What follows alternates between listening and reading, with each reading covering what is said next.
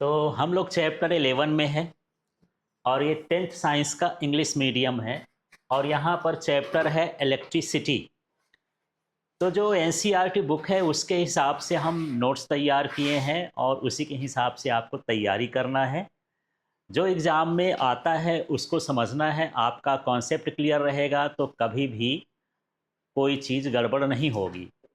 तो यहाँ पर देखते हैं, सबसे पहला जो टॉपिक है एनसीईआरटी बुक का 11.1 है इलेक्ट्रिक करंट एंड सर्किट। तो सबसे पहले यहाँ पर इलेक्ट्रिक करंट को हम समझते हैं। तो सबसे पहले तो ये जान लेते हैं कि करंट क्या होता है और इलेक्ट्रिक क्या होता है।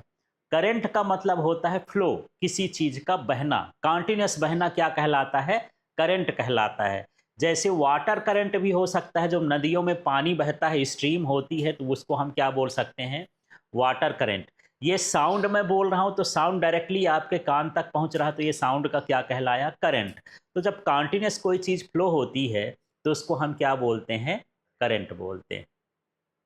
अब यहाँ पर इलेक्ट्रिक क्या है? तो इलेक्ट्रिक जो शब्द होता है वो चार्ज के लिए होता है। किसके लिए होता है? चार्ज। पर ये चार्ज है क्या? कभी देखे हो चार्ज क्या? यदि देखे नहीं हो तो महसूस किए हो क्या? क्योंकि बहुत सारी चीज़ें दिखाई नहीं देती तो महसूस की जाती हैं।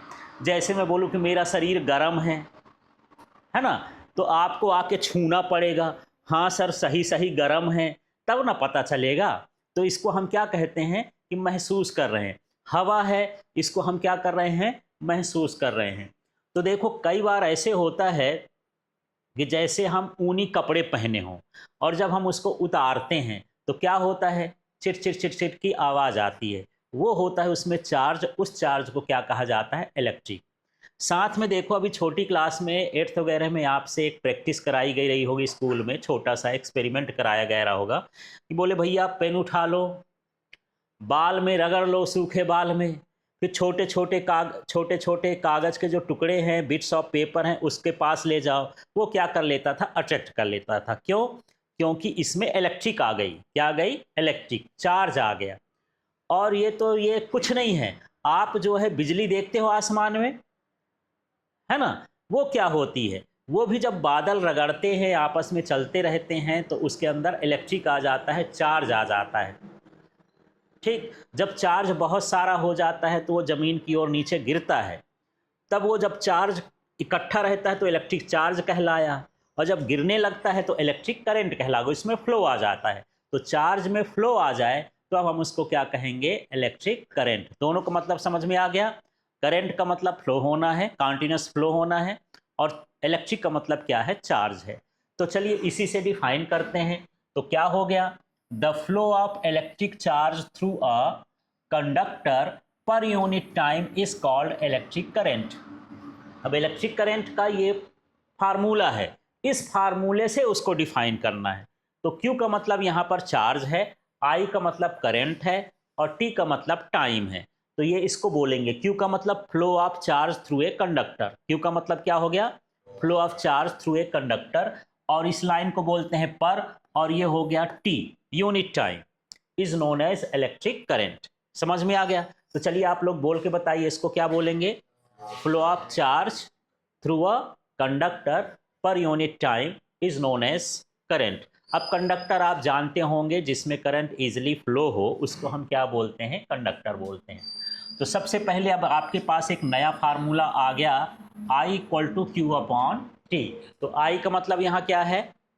करंट। आई का मतलब क्या है? करंट। और क्यू का मतलब क्या है? चार्ज, है ना, सिंपल से हम क्या कहें? चार्ज। और टी का मतलब क्या हो गया?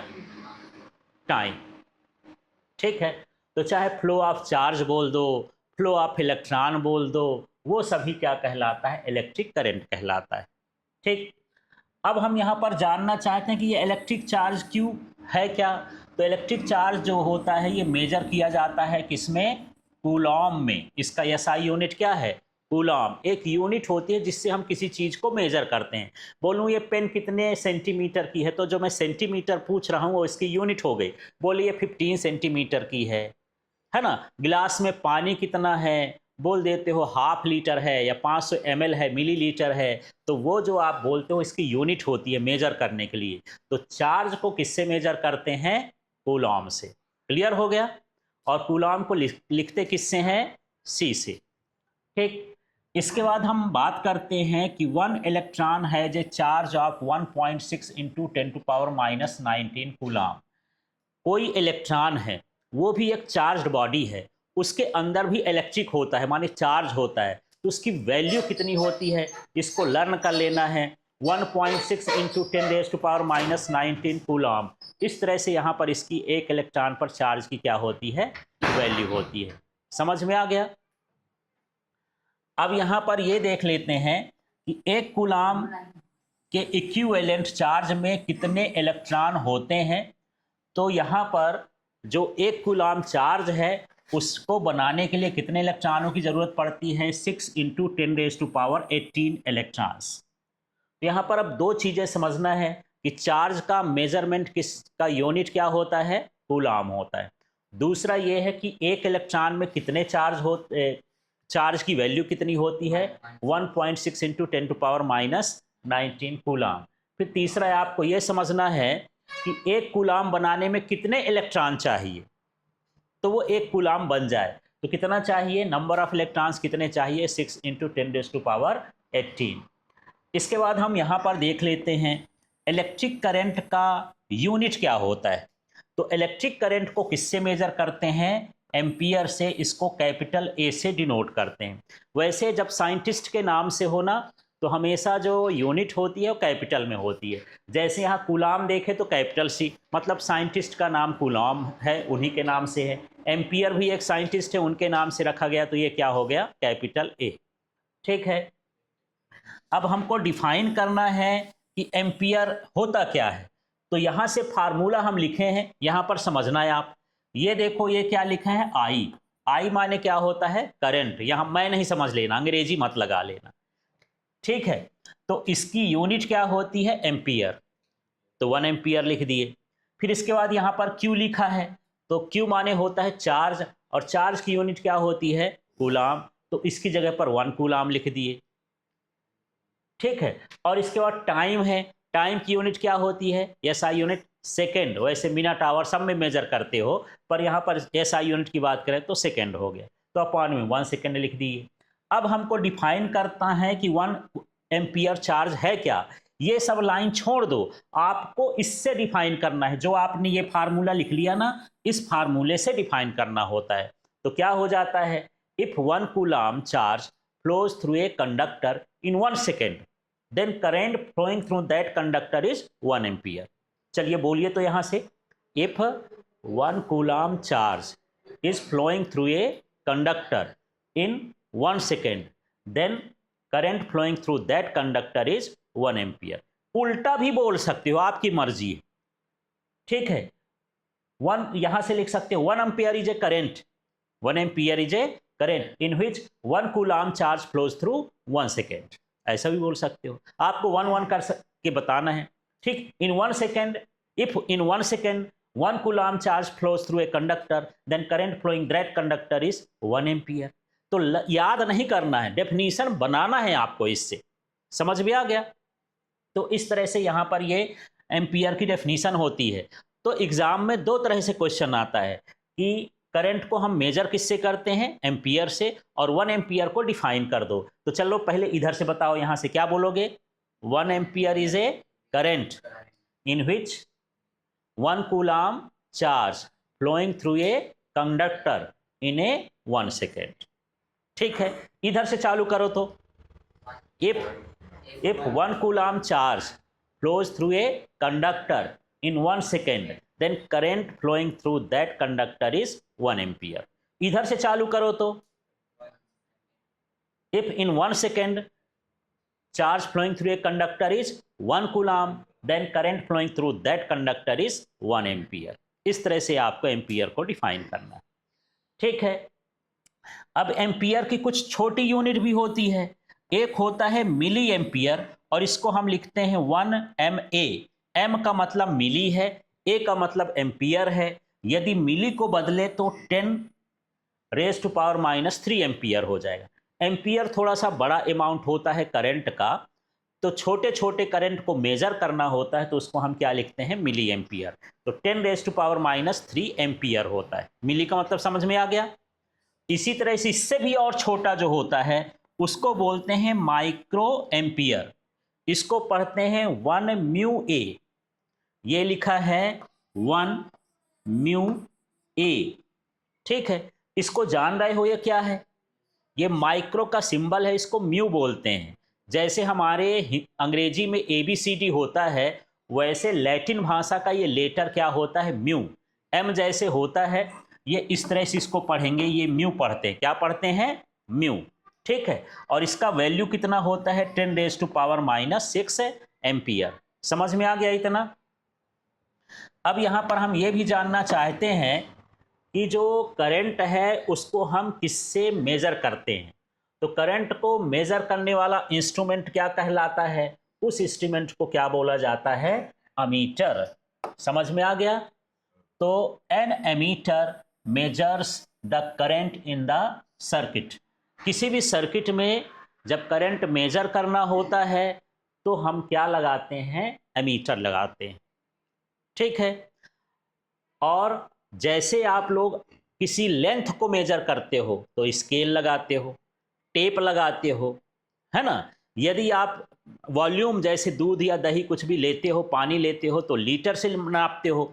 उसी तरह से इसका जो डिवाइस होता है उस डिवाइस का नाम क्या होता है? अमीटर होता है। तो आप देख रहे होंगे ये डिवाइस है ना। इस डिवाइस को देख रहे हैं, इसमें क्या लिखा है? यहाँ पर पढ़ तो लो। यहाँ पर क्या लिखा है? ए। ये क्या लिखा है? ए। यही एमीटर होता है।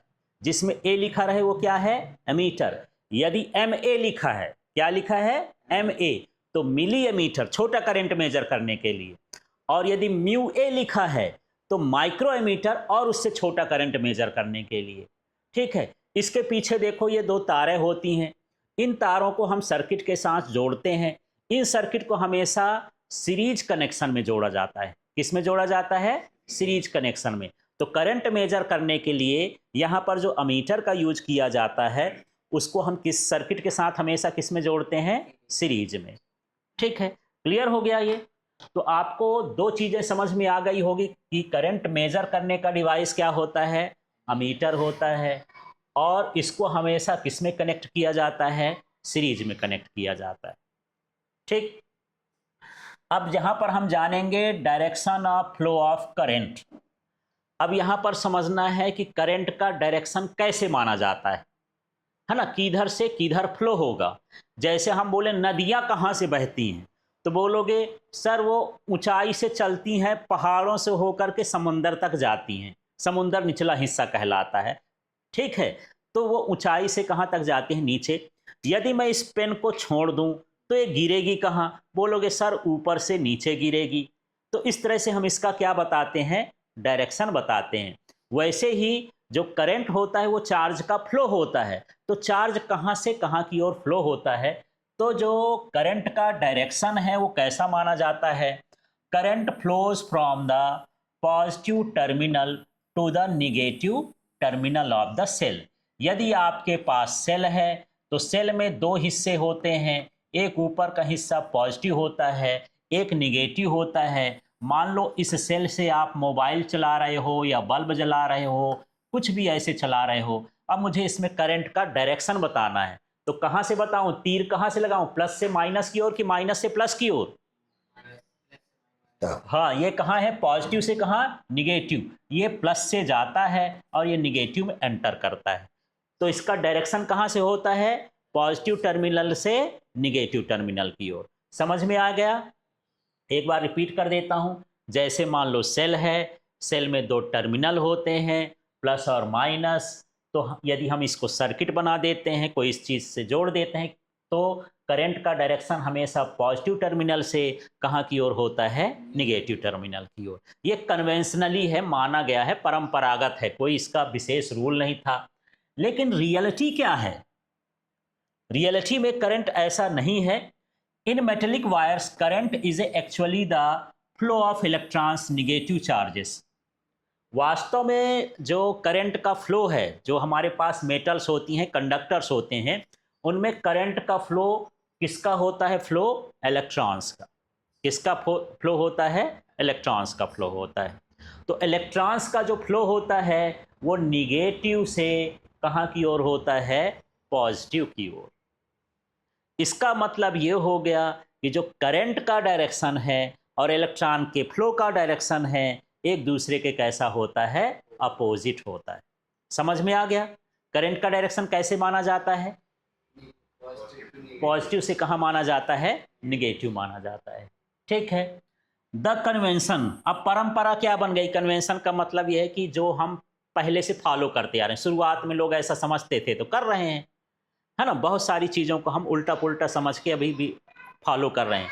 जैसे चले जाओ बर्तन लेने, तो कढ़ैया होती है ना, कढ़ाई या गंजा होता है, ये थाली भी होती है। तो कई लोग बाजार में जाते बोले सिल्वर की थाली दे दो, सिल्वर का गंजा दे दो, बोलते हैं ना। तो सिल्वर का गंजा होता है ना। तुम जाओगे तो क्या मानोगे? टेंट वाले हैं तो यार सिल्वर का गंजा रखा है। तो सिल्वर माने तो चांदी होती है, चांदी का गंजा है। जब उसके पास इतने सारे चांदी के गंजे होते तो टेंटे काहे खोल लेता यार वो, तो फिर वो बड़ा आदमी हो जाता। होता काहे का है? एल्युमिनियम का है, पर बोल क्या देते हैं? सिल्वर का है। मिसनोमर है, हमारे दिमाग में चढ़ गया तो हम इस तरह से बोल देते हैं। ठीक है।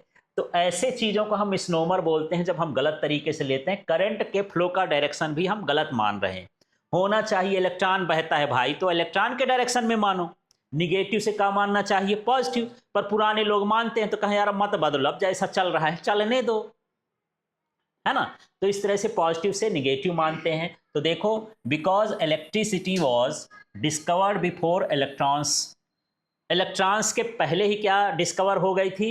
Electricity. Current was originally thought to be the flow of positive charge. तो इसके पहले मानते थे कि करंट जो है पॉजिटिव चार्ज की जगह से बह रहा है। इसमें क्या बह रहा है? पॉजिटिव। तो पॉजिटिव से कहाँ जाएगा? निगेटिव। लेकिन बाद में जब खोज हुई तो पता चला भैया पॉजिटिव चार्ज न हो जाते, इसके भीतर क्या जाते हैं? इलेक्ट्रॉन जाते हैं। तो बोले हो गया, अब चलने दो, यही मानते रहते हैं। ठीक है। तो समझ में आ गया।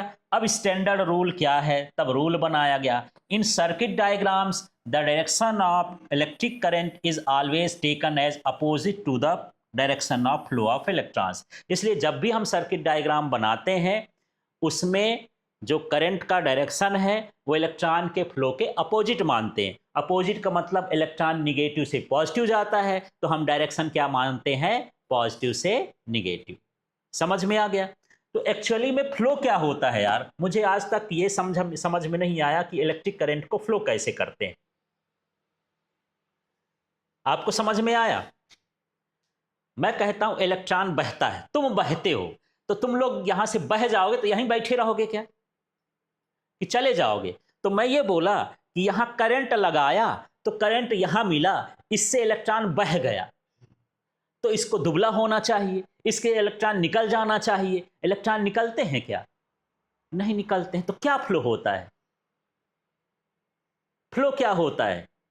ये इसके सब स्टैटिक है, मीडियम का काम करता है। जैसे मैं बोल रहा हूं तो आवाज मेरे मुंह से आपके कान तक पहुंच रही है, मेरा मुंह आपके कान में नहीं घुसे जा रहा है। कोई मीडियम है जो इसको क्या करता है? ले जाता है। तो जो कंडक्टर्स होते हैं वो क्या होते हैं? मीडियम होते हैं। जहां बिजली बनती है उससे चार्ज बनते हैं, चार्ज को हम इसको दे देते हैं, ये फिर पास करके अगल बगल दे देते हैं। जैसे मान लो ये बैठा है, इसको हम ये पेन दे दिए, बोले यही चार्ज है, बोले वहां तक पहुंचाओ, तो इसको दे दिया, उसको दे दिया, वो उसको दे दिया, चार्ज वहां पहुंच गया। तुम हिले डुले क्या? अगल बगल से क्या करते जाते हो? पास करते जाते हो। ये पासिंग ऑफ चार्ज है। सही तरीका तो हम ये कह सकते हैं फ्लो ऑफ चार्ज नहीं है। क्या है?